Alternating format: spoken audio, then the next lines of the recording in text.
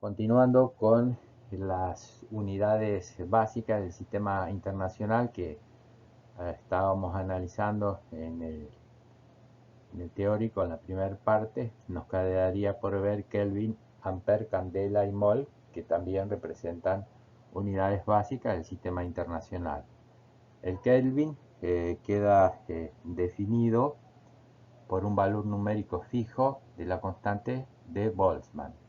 Esa constante de Boltzmann relaciona la temperatura absoluta y la energía.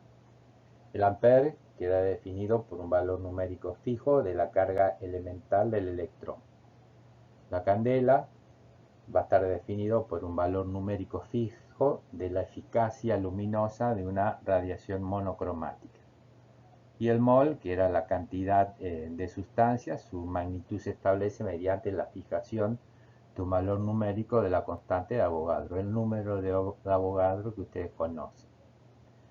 Vuelvo a reiterar que el objetivo de presentarles estas unidades básicas, la redefinición que se hizo sobre el sistema internacional, es con el objetivo que tengan en cuenta, ¿no es cierto?, que eh, todas las unidades a partir de ahora se definen en base a constantes de referencia. Eso es lo principal, ¿no es cierto?, a tener en cuenta.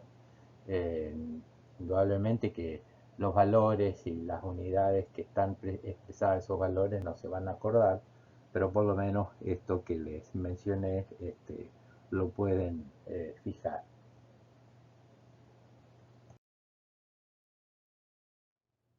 Para finalizar con la parte correspondiente de unidades, les recuerdo algo que ustedes ya saben, pero nunca está de más refrescarlo. Las unidades siempre se indican por medio de símbolos, letras verticales, por ejemplo, M para metro, S para segundo, A para ampere, la K para Kelvin. Y para evitar la presencia de muchos números en las ecuaciones, se utiliza también potencias de base 10 colocadas antes del símbolo. En el slide pueden ver las abreviaturas de potencia de 10 que se utilizan frecuentemente. Para los fenómenos biológicos se utiliza mucho el prefijo de centi, mili, micro, nano, pico y femto. Bien, vamos a desarrollar ahora el punto 1b, que es estática. Pero resulta que la estática es uno de los capítulos dentro de la mecánica. Entonces tenemos que definir mecánica. La mecánica es la parte de la física que se ocupa del estudio del movimiento de los cuerpos y de las fuerzas que lo originan. La mecánica se divide entonces en tres capítulos. Uno que es la estática, que trata del equilibrio de los cuerpos.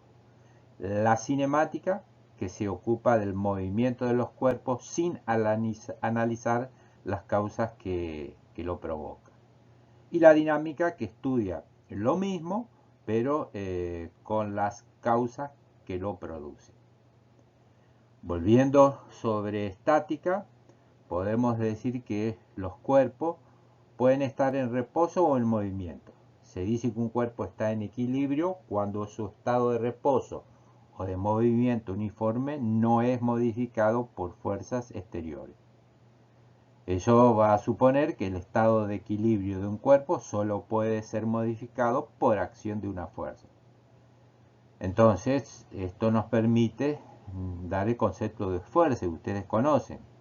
La fuerza es todo agente capaz de modificar el estado de reposo o movimiento uniforme de los cuerpos. Como ustedes saben, fuerza es igual al producto de la masa por la aceleración.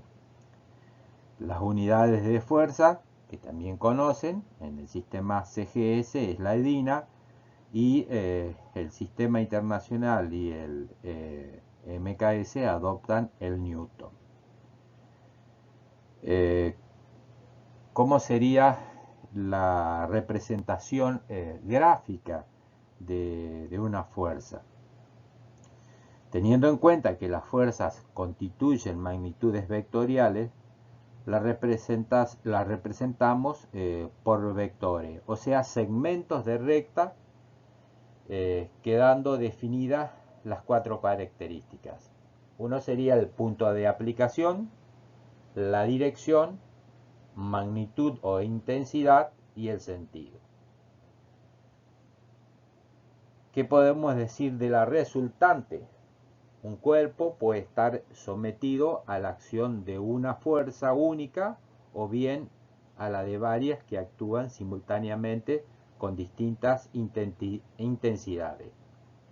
La acción de todas ellas son factibles de ser resumidas por la acción de una fuerza única llamada resultante, que es capaz de producir el mismo efecto que el conjunto de las fuerzas dadas. Vamos ahora a la composición de fuerzas que actúan sobre un punto. Fíjense en el esquema que está realizado en la diapositiva. Vayan siguiéndome con el esquema. Primero tenemos el caso que las fuerzas tengan la misma dirección y sentido. La resultante será igual a la suma algebraica de las componentes, conservando la dirección y el sentido. Si las dos fuerzas tienen la misma dirección y sentido contrario, admite una resultante que estará dirigida hacia el lado de la fuerza más intensa y cuya magnitud estará dada por la diferencia de intensidades de las componentes. Ahora bien, si las fuerzas tienen igual intensidad y dirección y sentido contrario, la resultante va a ser igual a 0. En el esquema está plasmado lo que yo les estoy relatando. Si ustedes prestan atención y observan los esquemas.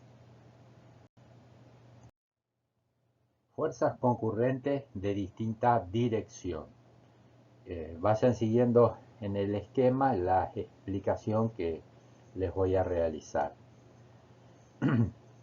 Cuando las fuerzas componentes que actúan sobre un punto tienen distinta dirección, ahora hablamos entonces de distinta dirección, como ocurre con las llamadas fuerzas concurrentes, la resultante se obtiene aplicando la regla del paralelogramo.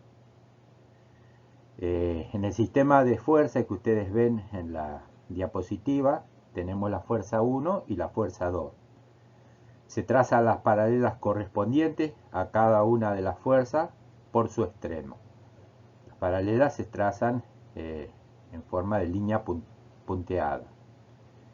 La diagonal del paralelogramo obtenido nos da la resultante correspondiente. Bien, este es otro esquema donde muestra la resultante obtenida a través del método del paralelogramo entre la fuerza A y la fuerza B, para afianzar, ¿no es cierto?, el concepto de cómo se obtiene la resultante para fuerzas que tienen distintas direcciones, fuerzas concurrentes. Bien, no se asusten con el esquema y vayan siguiéndolo con la explicación que les hago y van a ver que no es tan difícil. Si son varias las fuerzas concurrentes, se establece los paralelogramos de las fuerzas por pares hasta obtener la resultante final. En el sistema, como pueden ver en el esquema, el sistema de fuerzas sería F1, F2, F3 y F4, que actúan sobre el punto 0. La resultante final se obtiene trazando en primer lugar la resultante de la fuerza F1 y F2, como está esquematizado, que es R1. Luego, entre esa resultante R1 y F3 se obtiene la resultante 2. Y finalmente, entre la resultante 2 y la fuerza 4, nos dará la resultante R de todo el sistema. Nuevamente, no se asusten con el esquema y mírenlo, sigan con la explicación que realizo.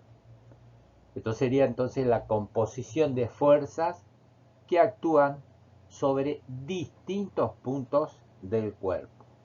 Entonces, para ubicarnos, tenemos la fuerza A, la fuerza B y la fuerza C, que están representadas por líneas llenas. Lo que es en punteado representa la prolongación que se realiza de cada una de las fuerzas, así como también de la resultante obtenida.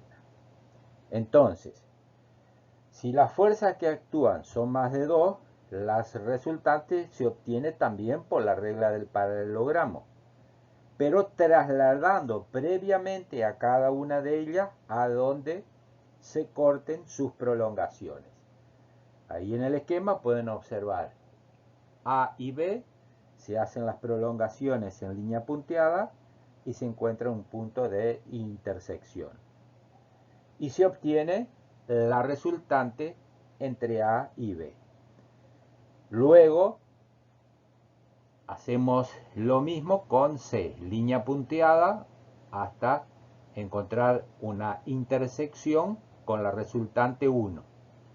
Y ahí trabajamos con la regla del paralelogramo para obtener la resultante final del sistema.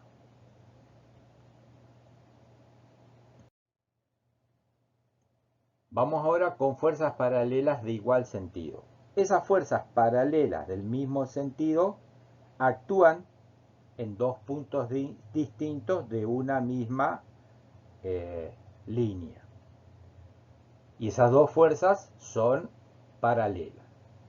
Tenemos la fuerza 1 hacia la izquierda y la fuerza 2 hacia la derecha. Vamos a suponer que la fuerza 1 tiene una longitud de 4 centímetros, mientras que la fuerza 2 suponemos que tiene una longitud de 1 centímetro. Entonces, como tengo la resultante se obtiene haciendo la suma. 4 más 1 centímetro nos da los 5 centímetros que va a tener nuestra resultante, que está ubicada entre las dos fuerzas. Ahora el tema es saber sobre qué punto de la recta que está en línea punteada ubico a la resultante. Para darle una ubicación a esa resultante, yo tengo que trasladar la fuerza 2, que era la más chica, que suponemos que mide 1 centímetro, y la trasladamos en sentido opuesto a la fuerza 1. Ahí está en línea punteada el traslado de la fuerza 2 en el sentido opuesto de la fuerza 1. Y a su vez hago la prolongación, veo el esquema hacia la derecha, hago la prolongación de la fuerza 2 en línea punteada hasta obtener la misma longitud que tiene la fuerza 1. Es decir, si fuerza 2 tenía 1 centímetro, hago una línea punteada 3 centímetros para obtener la misma longitud que F1. Y ahí trazo una diagonal entre el extremo de la fuerza 2 que yo había trasladado y la prolongación de esa fuerza 2, y me va a dar el punto donde debo ubicar a mi resultante. Vamos ahora con fuerzas paralelas de sentido opuesto. Vamos a ubicarnos primero con las fuerzas. Tenemos la fuerza F2. Fíjense en el esquema, hacia la izquierda tenemos la fuerza 2 en línea llena dirigida hacia abajo. Por otra parte tenemos la fuerza 1 ubicado en la parte media de la línea recta punteada y dirigida hacia arriba, con la particularidad que no tiene toda la línea llena, sino que tiene una parte punteada y una parte de la línea llena. Ahora les voy a explicar por qué aparece primero esa línea punteada. Entonces, vamos a suponer que F1, que ya la ubica, ¿no es cierto?, tiene una longitud de 4 centímetros y medio. Y F2 tiene una longitud de 2 centímetros. Hago la diferencia, como son fuerzas opuestas de sentido contrario, ¿no es cierto?, valga la redundancia, al hacer la diferencia obtengo una resultante de 2,5 centímetros. Esa resultante la pueden observar hacia la derecha, tiene la misma dirección y sentido que la fuerza mayor, es decir, que fuerza F1. Esa sería la fuerza resultante, que tendría supuestamente 2,5 centímetros. El tema ahora es saber dónde o en qué punto de la recta de la línea punteada ubico esa fuerza resultante. Para ubicar esa fuerza resultante, tengo que trasladar F2 sobre la fuerza F1, que era mayor. Es decir, marcar esos 2 centímetros que tenía F2 sobre los 4 centímetros y medio que tenía F1. Entonces, lo que está en línea punteada es el traslado de la fuerza F2 sobre la fuerza F1, o marcada, por así decirla, para que entiendan mejor, la fuerza 2 sobre la fuerza 1. Y a su vez, traslado a la fuerza F1 con la misma longitud en el sentido opuesto a la fuerza 2, que es lo que ustedes ven hacia la izquierda en línea punteada de F1. Eso me va a permitir trazar una diagonal entre el extremo de la fuerza 1 que trasladé en el sentido opuesto a F2 y la fuerza 2 que marqué sobre la fuerza 1. Al trazar la diagonal, ubico el lugar donde se encuentra la fuerza resultante, que habíamos dicho que tenía 2 centímetros y medio sobre la recta. Polígono de fuerza. El polígono de fuerza es otra manera que tengo de hallar una resultante entre varias fuerzas que tienen distintos sentidos con distintas intensidades o longitudes. Nos ubicamos en el esquema que está hacia la izquierda. En el esquema que está hacia la izquierda pueden observar la fuerza 1, la fuerza 2, la fuerza 3, la fuerza 4. Todas con distintos dirección, sentido, y con distintas intensidades, es decir, distintas longitudes. ¿Cómo obtengo la resultante de esa fuerza? Lo primero que tengo que hacer es trasladar la fuerza F1 con la misma dirección, sentido y con la misma longitud. Luego procedo a realizar lo mismo con la fuerza F2, con la particularidad que el origen de la fuerza F2 va a estar ubicado sobre el final de la fuerza F1, la flechita, por así decirlo, para que se entienda, de la fuerza 1. Entonces traslado la fuerza F2 con la misma dirección, sentido y longitud. De la misma manera hago para F3, la traslado sobre el extremo de la fuerza 2 con la misma dirección, sentido y longitud. Y lo mismo hago con la fuerza 4 sobre el extremo final de la fuerza 3. Ahí tengo trasladadas las 4 fuerzas. ¿Cómo tengo la resultante? Simple. La resultante se obtiene uniendo el origen de la fuerza F1 con el extremo final de la fuerza 4. Gravedad. Si se suprime las fuerzas exteriores, es decir, las fricciones, todos los cuerpos grandes y pequeños caen con la misma aceleración. Esto fue demostrado por Galileo en el siglo XVI, arrojando dos piedras de distinto peso desde la torre de Pisa. En la diapositiva observamos una foto de la torre de Pisa, donde realizó la experiencia de Galileo con dos piedras de distintos pesos, no con el martillo y con la pluma que están esquematizados en la foto.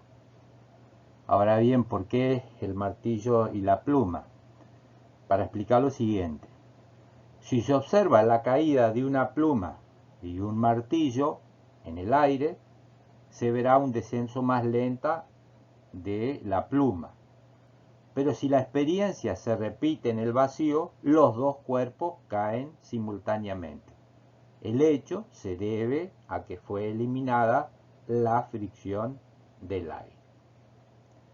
Ahora bien, conforme a esto, la velocidad de los cuerpos durante la caída es directamente proporcional al tiempo de dicha caída. Es decir, que en un segundo esa velocidad adquiere cierto valor y que será el doble, el triple, etc. Es decir, que sufre una aceleración. Esta aceleración es debida a la atracción de la gravedad, que en promedio es de 980 centímetros por segundo, algo menos en el Ecuador, estaría en un valor de 9,78, y algo mayor en los polos, con un valor de 983.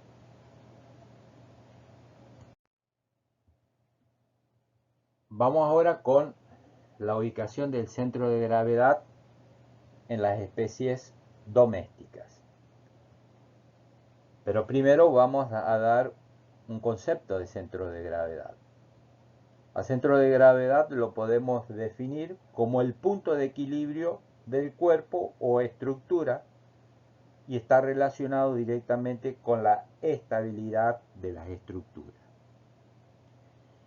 En los cuerpos de forma irregular, como el que presentan los animales, el centro de gravedad varía su localización con la situación del animal. Esto es de enorme importancia en los estudios de estática y dinámica del animal. Ahí cobra importancia el repaso que le hice de sistemas de fuerza, porque es la base o es el fundamento para los estudios de estática y dinámica que se realizan en los animales. El centro de gravedad en el equino. Miramos en el esquema. El centro de gravedad en el equino se encuentra en el punto de intersección del plano medio del cuerpo sagital con el plano transverso, que pasa un poco por detrás de lo que sería el apéndice sifoides del esternón, y con un plano horizontal situado entre el tercio medio e inferior del tronco. En el cerdo se localiza en idéntica posición. En los rumiantes el centro de gravedad está un poco más hacia atrás, mientras que en los carnívoros se sitúa un poco más adelante. Es decir, que está en relación al peso que debe soportar el animal, ya sea en su tren anterior o en su tren posterior. En el equino entonces estaría más adelante porque soporta más peso en la parte del tren anterior, mientras que en bovino estaría más desplazado hacia atrás. Tiene más peso en el tren posterior. Base de sustentación. Nos vamos a valer del mismo esquema que presentamos para explicar centro de gravedad. Vamos a suponer que los 4 miembros del animal se encuentran perfectamente alineados. Entonces trazamos una línea que une el miembro anterior izquierdo con el miembro anterior derecho. Otra línea que une el miembro anterior derecho con el miembro posterior derecho. Otra que une el miembro posterior derecho con el miembro posterior izquierdo. Y la última que une el miembro posterior izquierdo con el miembro anterior izquierdo. Es decir, queda una figura de un rectángulo.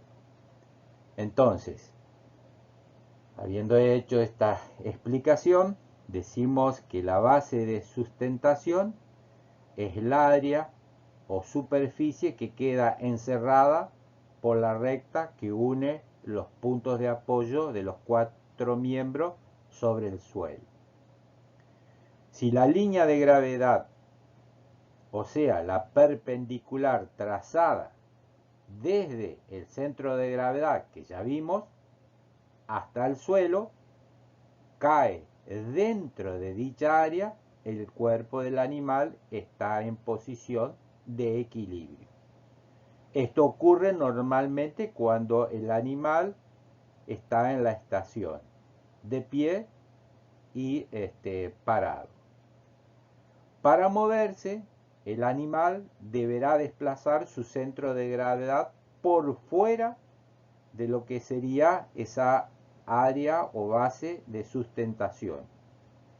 Y lo hace sirviéndose del impulso motor de uno de los miembros posteriores y el sostén de la carga transmitida al miembro anterior del lado opuesto. De esta forma comienza a moverse el animal. Vamos ahora a explicar cinemática, que corresponde al punto 1C del programa de examen. Ya habíamos expresado que la cinemática era uno de los capítulos de la mecánica, y la definíamos a la cinemática como la parte de la física que se ocupa de estudiar los movimientos de los cuerpos sin considerar las causas que lo determinan. Definimos movimiento. Un cuerpo está en movimiento cuando modifica su posición respecto a otro que está en reposo. Vamos con trayectoria. Se denomina trayectoria a la línea continua que describe un móvil entre dos posiciones definidas, que puede ser rectilínea o curva. Y la longitud de esa trayectoria es el espacio recorrido. Ahora bien, cuando la trayectoria rectilínea de un cuerpo que se mueve recorre espacios iguales con intervalos de tiempos iguales, se dice que el movimiento rectilíneo es uniforme. La velocidad es constante. El espacio recorrido en una unidad de tiempo constituye la unidad derivada que ustedes conocen, que es velocidad. Velocidad es espacio sobre tiempo. Y esa velocidad o a la velocidad, a esta unidad derivada, se le puede aplicar las unidades de centímetros sobre segundo, kilómetros sobre hora o metros sobre hora. De esa ecuación de velocidad yo puedo despejar espacio y me queda que el espacio recorrido por un móvil con el movimiento uniforme es directamente proporcional a la velocidad y al tiempo. Es decir, que me queda la ecuación de espacio es igual a velocidad por tiempo. También el movimiento rectilíneo puede ser variado. En este caso, la velocidad no permanece constante. Esta puede aumentar en forma progresiva, como sucede en el movimiento uniforme acelerado, o bien ir decreciendo en forma progresiva, como el movimiento uniformemente retardado. El aumento o disminución de la velocidad en la unidad de tiempo se denomina aceleración, magnitud derivada que ustedes también ya conocen. Si la variación de la velocidad es constante, se dice que la aceleración es uniforme. La aceleración queda expresada por el cociente de las diferencias de la velocidad final e inicial, velocidad final menos velocidad inicial, dividido el tiempo en segundos. La aceleración entonces sería igual a velocidad final menos velocidad inicial dividido el tiempo. Pido disculpas porque no hice las ecuaciones, pero con el relato que yo le hago creo que va a ser fácil transcribirlas en un cuaderno, en un papel. Bien. Movimiento circular uniforme. Vamos con el movimiento de rotación de los cuerpos. Los cuerpos pueden, a través de un movimiento de rotación, girar alrededor de un eje. Ese eje puede estar situado dentro o fuera del cuerpo. Por ejemplo, la rotación de la rueda se efectúa sobre un eje central y un cuerpo atado en la extremidad de una cuerda gira alrededor de un eje situado en el punto opuesto a ella y perpendicular al plano de su movimiento. Si en un extremo de la cuerda atamos una piedra y la revoleamos, por así decirla, la piedra se mueve con movimiento circular porque se mueve sobre una circunferencia. Recordemos que un movimiento rectilíneo es uniforme cuando el móvil recorre distancias iguales en tiempos iguales. Y lo mismo podemos decir para el movimiento circular, pero cambiamos la palabra distancia por arco. Es decir, un movimiento circular es uniforme cuando el móvil recorre arcos iguales en tiempos iguales. Ahora bien, en una misma circunferencia a arcos iguales les corresponde ángulos centrales iguales. También podemos decir que un movimiento circular es uniforme cuando el móvil describe ángulos iguales en tiempos iguales. Vamos con periodo del movimiento circular. Se llama periodo del movimiento circular al tiempo que el móvil emplea para dar una vuelta completa. Y se lo designa con la letra T. Y se lo expresa en segundos. En el movimiento circular uniforme, el periodo es constante. Velocidad lineal. Velocidad lineal representa el cociente entre la distancia arco recorrida y el tiempo empleado, o sea, velocidad es igual a distancia sobre tiempo. Velocidad angular es el cociente entre el ángulo descripto y el tiempo empleado en describirlo.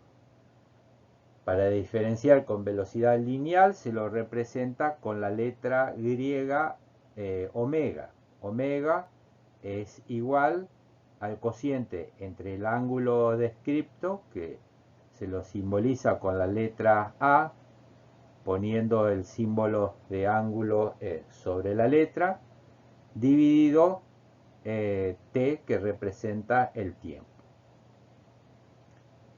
En el movimiento circular uniforme, la velocidad angular es constante. Unidad para medir velocidad angular. Como la velocidad angular es el cociente, como habíamos dicho, entre el ángulo descripto y el tiempo empleado, la unidad para medirla es el cociente entre la unidad del ángulo y la unidad de tiempo. Entonces, velocidad angular quedaría igual al cociente entre unidad del ángulo y unidad de tiempo.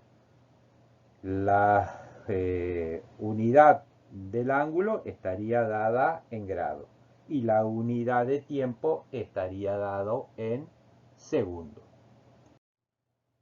Habíamos dicho en la diapositiva anterior que las unidades de velocidad angular eran grados sobre segundo, pero también puede ser vueltas sobre segundo, vueltas sobre minuto o lo que ustedes conocen como revoluciones sobre minuto, RPM. Ahora bien, en la física se usa mucho una nueva unidad, que es el radian, para medir una nueva unidad para medir ángulos.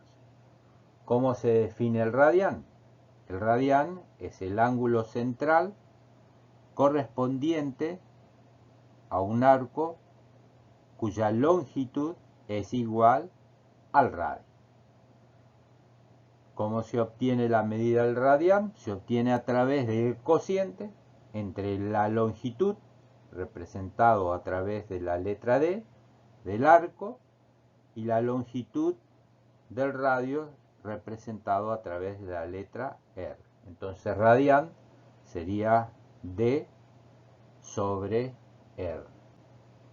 En el esquema entonces está expresada la longitud del arco y la longitud del radio para poder entender mejor qué es el radian.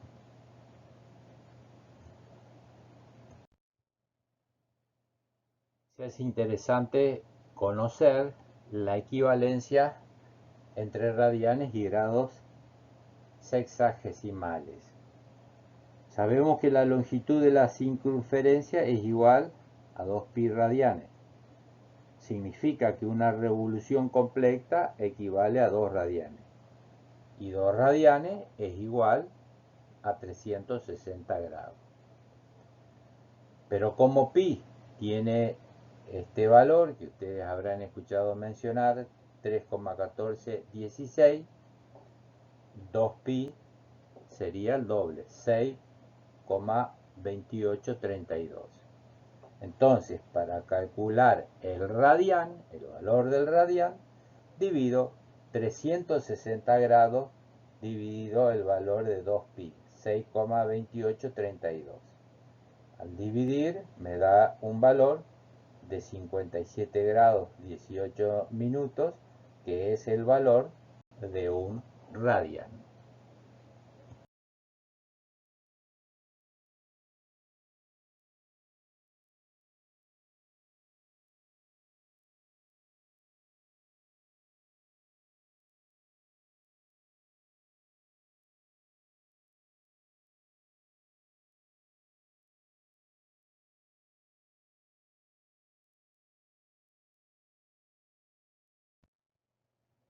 Dinámica es otro tema que comprende el punto 1C del programa examen.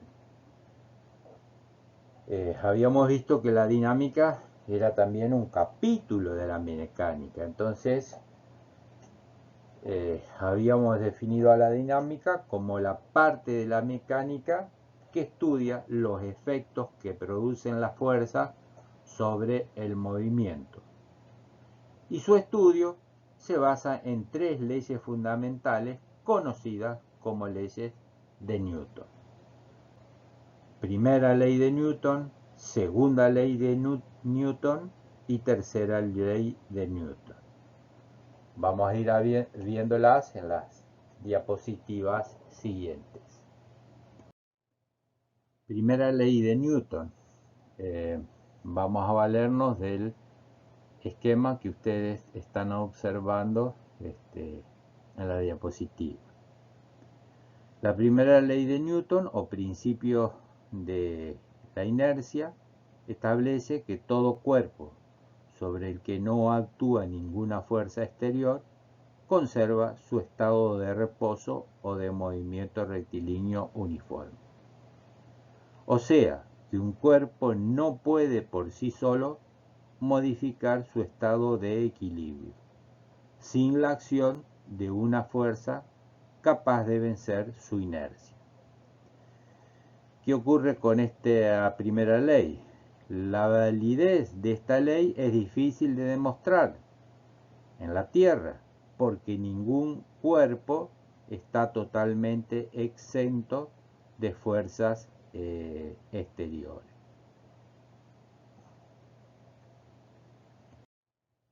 Segunda ley de Newton. ¿De qué trata esta segunda ley de Newton? Trata de la relación matemática entre una fuerza y la aceleración provocada. Y dice que la fuerza es directamente proporcional a la masa del cuerpo y a la aceleración, o sea, fuerza es igual a masa por aceleración. Tercera ley de Newton. Siempre que un cuerpo ejerce una fuerza sobre otro, este reacciona sobre aquel con una fuerza de igual magnitud, de sentido opuesto y actuando sobre una misma línea de acción. Este es el principio de acción y reacción. Esta es una de las leyes más conocidas de Newton.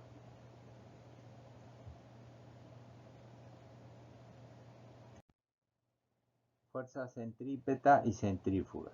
Para explicar, vamos a valernos del esquema de la diapositiva. Cuando un cuerpo gira en la extremidad de una cuerda, aquel es solicitado por una fuerza que tiende a llevarlo hacia el interior y que se denomina centrípeta, que está simbolizado en el esquema en color rojo. La flecha roja está indicando la fuerza centrípeta. Y por otra opuesta y equivalente, conforme a la tercera ley de Newton, llamada centrífuga, que está en el esquema de color azul, fuerza centrífuga. Entonces, es esta fuerza centrífuga con la que el hombre puede lograr superar la fuerza de aceleración de la gravedad. Con el uso de aparatos denominados centrífuga, se provoca o se acelera la sedimentación de los cuerpos que por sí solo no lo harían o lo hacen muy lentamente por la escasa masa que poseen.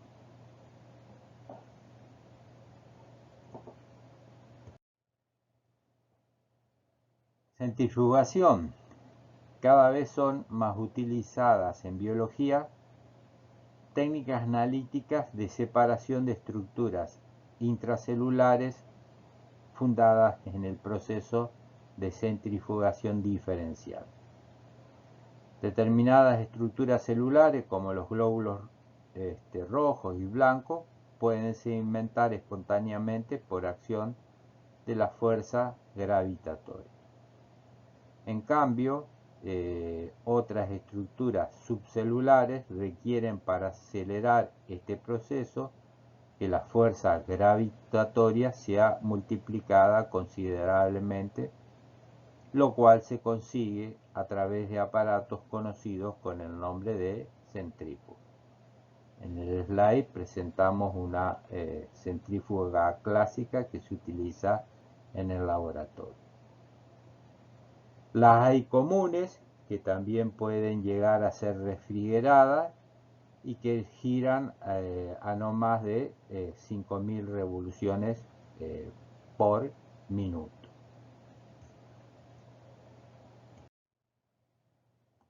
Por otro lado, tenemos las denominadas ultracentrífugas, que se aceleran a velocidades extraordinariamente elevadas, más de 1000 revoluciones por segundo, 60.000 revoluciones por segundo, donde las partículas sometidas a este proceso tienden a sedimentar por efecto de la fuerza gravitatoria, que supera la terrestre, entre unas 400.000 a 500.000 G, que representa la aceleración de la gravedad. Normalmente en todos los trabajos de investigación se citan las fuerzas centrífugas en comparación con la gravitatoria, o sea que se expresa en G y no en revoluciones por minuto, pues va a depender, ¿no es cierto?, del tipo y radio de la centrífuga.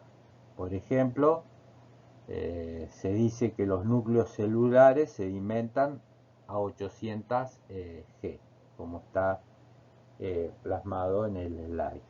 Las mitocondrias a 8500 G. Los ribosomas a 20.000 G y las mitocondrias a 105.000 G.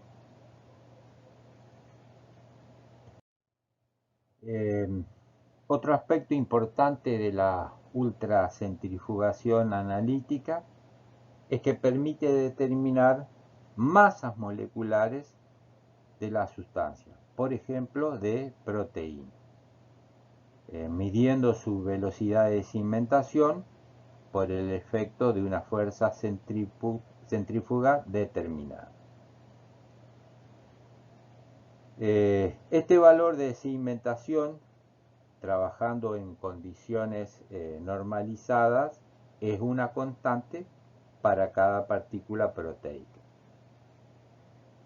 Esta constante se expresa en unidades denominadas unidades Weber, que equivalen a 10 a la menos 13 segundos. Del conocimiento del valor de Weber se puede deducir mediante cálculos adecuados la masa molecular de una partícula en especial. Bien, vamos a desarrollar el último punto de este teórico, que es el punto 2A del programa de examen, que corresponde a palancas en el organismo. Pero antes de hablar de palancas en el organismo, nos tenemos que ubicar con las máquinas, el concepto, cómo se clasifican en simples y en compuestas. Entonces vamos por el concepto de máquina. Cuando hablamos de máquina, decimos que son dispositivos destinados a producir trabajo, es decir, levantar un cuerpo, comunicar movimiento, multiplicar fuerza, modificar la intensidad y dirección de una fuerza.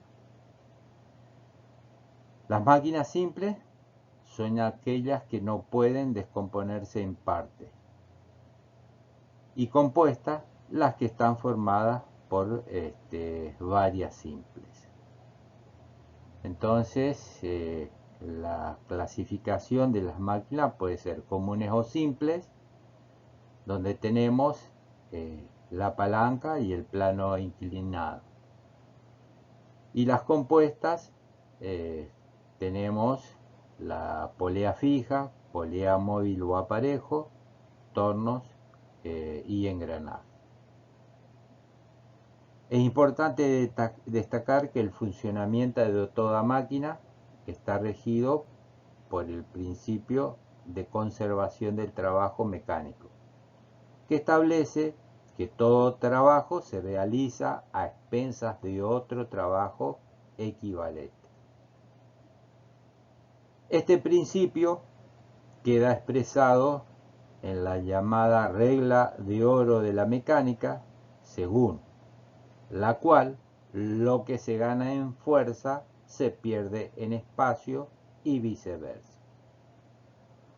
Por ejemplo, al levantar un cuerpo con una polea, la menor fuerza realizada con respecto al peso del cuerpo se compensa con un menor recorrido de este.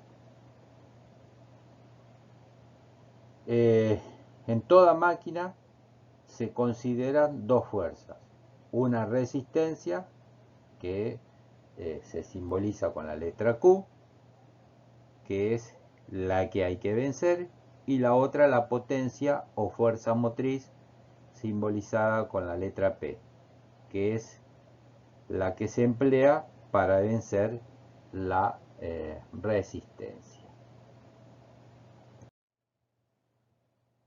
Vamos ahora entonces a las palancas en el organismo.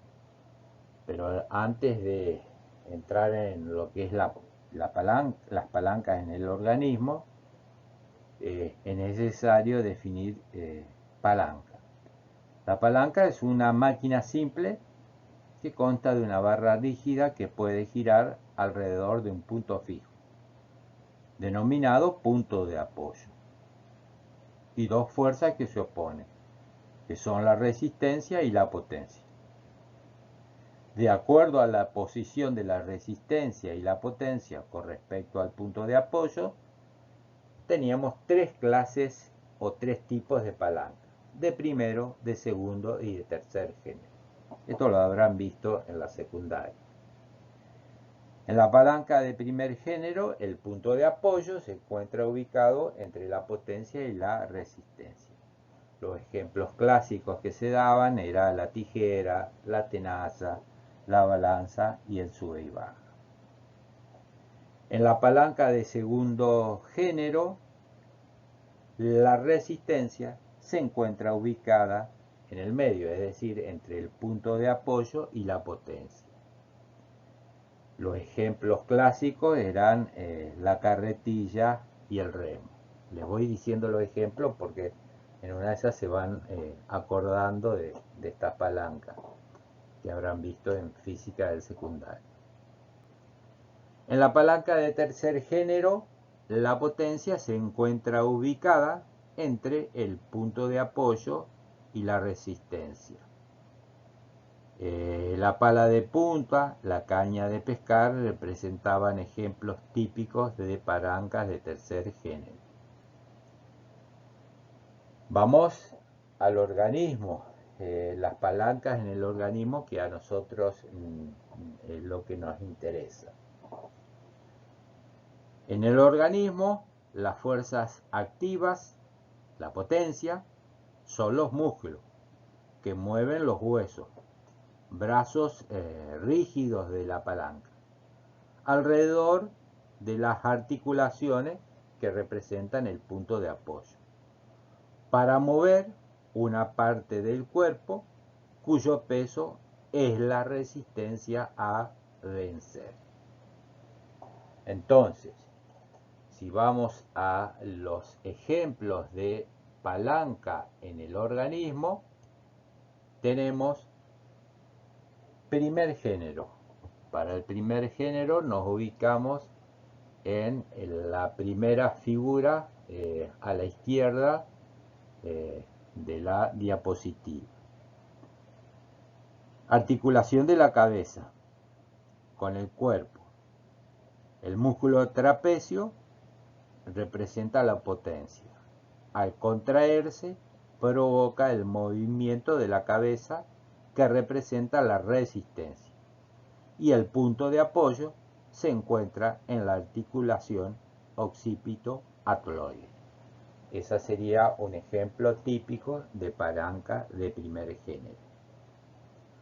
Palanca de segundo género. Sería la figura que está en el medio de la figura de la diapositiva. Articulación del tarso.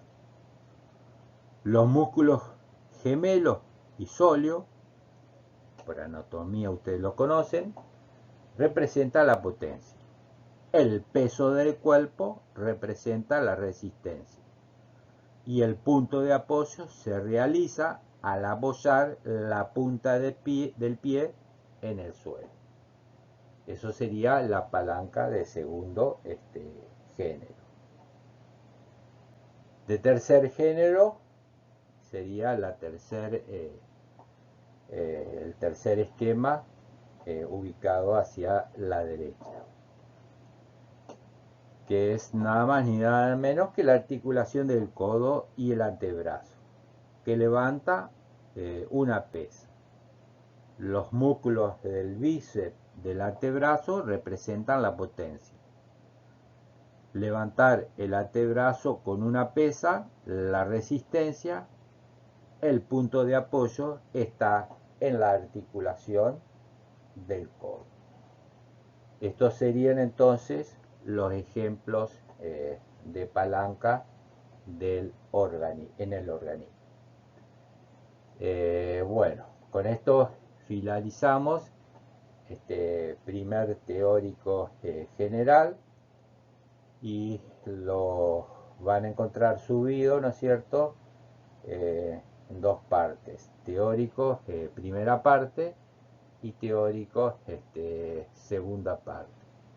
Espero que les haya sido de utilidad, y en la presencialidad que vamos a tener a partir del 12 de agosto para los teóricos generales, pueden consultar las dudas que tuvieron cuando vieron estos videos.